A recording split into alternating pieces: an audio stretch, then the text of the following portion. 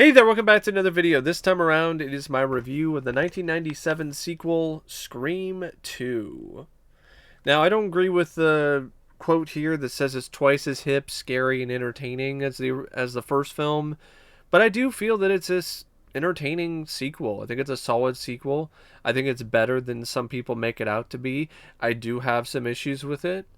I don't think it's as smart in terms of the script as the first film. I don't think the meta references are as well handled. The twist isn't nearly as shocking in some aspects. In some ways, it did kind of throw me for a loop, but in other ways, it didn't really do that well. It just felt kind of random. And the humor here, it's much more hit and miss. There's a certain death of a character which I really despise, but it's still a well shot film. It's got some genuine moments of suspense and tension. It's got some good performances, some nice music in terms of the score, and it went by at a pretty good pace, at least for me personally. It's once again directed by Wes Craven, who had not really done a sequel since The Hills Have Eyes Part 2, which is just awful. Uh, and he did. I don't even know if he even finished the film. I think he shot part of it, but then it wasn't finished until he came back later and then finished it, or someone else did. I don't remember the whole story behind it. It's been a while. But other than New Nightmare, which really is just a reimagining of A Nightmare on Elm Street, it's not really a sequel. He hadn't done a sequel. He rarely did sequels, but he made an exception for Scream 2. And I'm glad that he did. I think this is a terrific job. Well done by Wes Craven. Once again, he balances the horror and the humor really well. But there are some shots in this that are just absolutely spectacular. The sequence when Ghostface is hunting down Courtney Cox and David Arquette in the recording studio. Just top notch, terrific filmmaking. That whole sequence is honestly one of my favorite stalk and slash scenes in cinema. I love it that much. I think it's so well put together, so well edited, so well shot. It's a great place to set a sequence like that in a soundproof recording studio. Just a really inspired sequence all the way around, especially visually. And there's a lot of other shots in this film that look really good. The sequences on stage when Sydney is doing her rehearsal for the play, the sequences in the sorority, the climax that takes place once again on the stage in the theater. Just a really well shot film. Craven once again got along really well with the cast, got the best out of them, and his presence definitely was missed as you went further on in the series. Even though he did still do films, and he was still very I think he even directed other sequels, but it just didn't really feel like the same Wes Craven was present. Prime Wes was present here, and he was one of the best directors of this genre in his prime. It happens to every director. John Carpenter even had a lull. So you can only be on top for so long, and there are certain times where as a director you just kind of lose a little bit of that. You lose a little bit of that passion, you lose a little bit of that drive, you lose a little bit of what made you such a well-known name and what gave you all this acclaim and gave you the ability to be able to helm films, big films like Scream 2. So it's just a natural kind of thing that does happen with directors, no matter how good they are. So I'm not really going to hold it against Wes, but you could definitely tell that he just was not at the same level after Scream 2. The script is once again by Kevin Williamson. I think initially he wanted to make this a sequel that just ended everything. everyone dies. It's the finale, and it got leaked to the internet. And as a result, it had to go through massive rewrites. Last minute, it made it so the film went into production without a script, because this is a film that was put into production really quickly. It was a very fast turnaround after the surprise success of Scream. And the fact that this film is as good as it is, despite a massive crunch when it comes to the deadline and how it went into production without a script, is amazing to me. It really is. This could have been a hell of a lot worse. And I know there are a lot of people who aren't fans of it, and to each their own, but it could have been a total disaster. And instead, it was a solid sequel. It was at least salvageable. Even if you're not a fan of it, I think you could at least admit that it was a salvageable, that they managed to salvage the film, and they made a decent, adequate enough sequel out of what honestly was nothing. They started from ground zero because of the leak. I mean, the cast didn't even know the twist at all. They were not even allowed to know the twist in terms of who the killers were until they started shooting. They even signed an agreement, and that was because of just everything that happened with the film's production and how things were leaked, and they just had to think on the fly. And Wes was the perfect guy for that too, to just calm everything down, to be this calming presence, despite the seas being so rocky to start with this film. Kevin Williamson, the script, I think there are some aspects of it that are really good. I think the twists are pretty good, pretty well written, despite one of them. The whole thing with Loomis's mom felt a little ridiculous and over the top.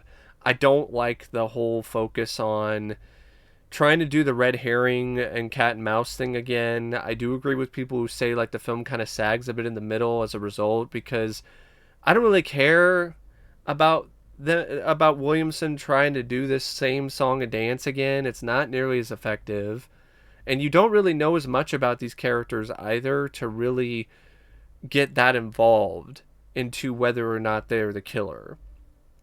And then on top of that, there's this really tired, bland romance with Sydney and this new character in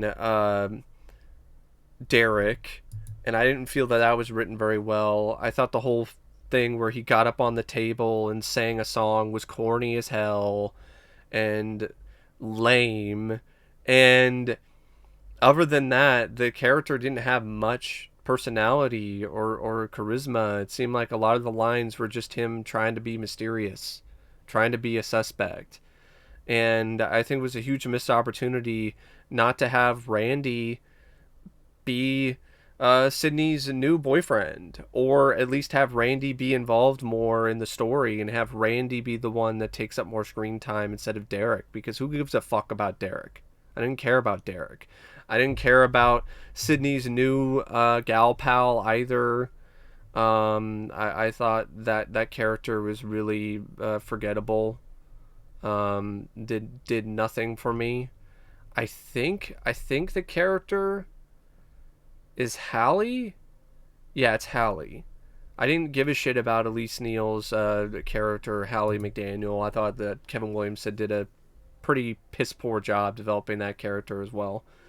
And even, you know, the Cece Cooper, like, she was kind of there, but and just there were no new characters that I really connected with on the same level as the characters in the first film in terms of the screenplay. The characters that I connected with were the same characters that I connected with in the first movie. Dewey and Sydney and Gail and Randy. And speaking of Randy, this script just made a massive error in judgment in killing him off. It was stupid. It was just an absolutely dumb move to make. I don't understand why Kevin Williamson did it, especially the way that he did it. He might as well have just had a line of dialogue saying, "You're a loser, you're a dead fuck," and you will never get the girl, and you will never be the star, and you suck, you stink. And it was just like, what the hell? Why are you taking a shit on such a beloved, unique, and great character in Randy, who was an actual representation of the audience in a way that feels respectful? You just took a massive shit on him. You killed him off, and you took a shit on his corpse. It was just fucking insulting. So that was a huge mistake. That pissed me off. And they did and Williamson repeated a lot of the same things too. So he fell into a lot of the same sequel tropes. Sydney hits Courtney Cox's character again. She smacks a Gale, but instead of a punch, it's a slap. The whole stuff with some other repeated gags, some other repeated moments. So that didn't help the script. But what I did like the continuation of Sydney and her story, as well as Dewey's story. I like that. I liked his arc. I liked how he reconnected and rekindled the romance with Gale. The opening was fun. It was clever, although I don't understand why Kevin Williamson thought it was a trendy thing to have the fictional film Stab be filmed in Stabovision and have some kind of old gimmick. Like, films did not have gimmicks like that at that time.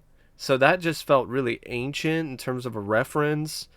Like, what the fuck was that? Filmed in Stabovision. This isn't a 50s movie. This isn't popcorn, man. Come on.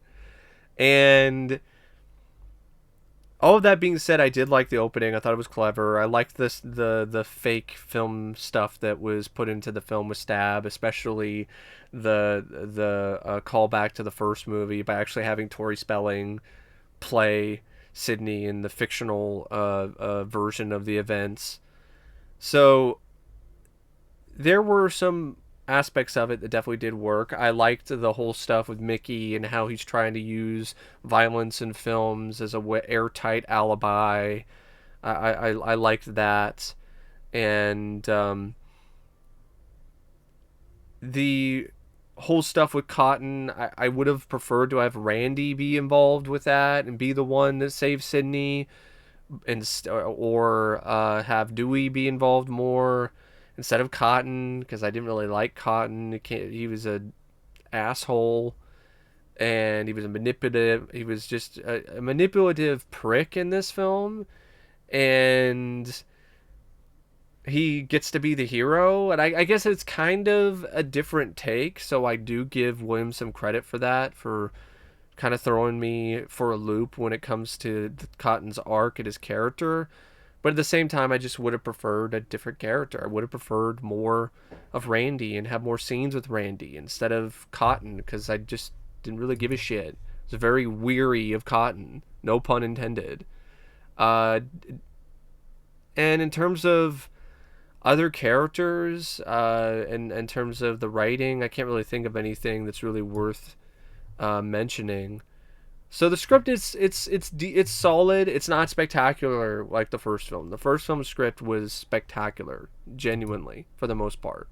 The script here isn't nearly as good. I think Kevin Williamson, could have benefited from another writer, another voice in the room, especially when it comes to something that was so rushed, and they were on a really tight deadline.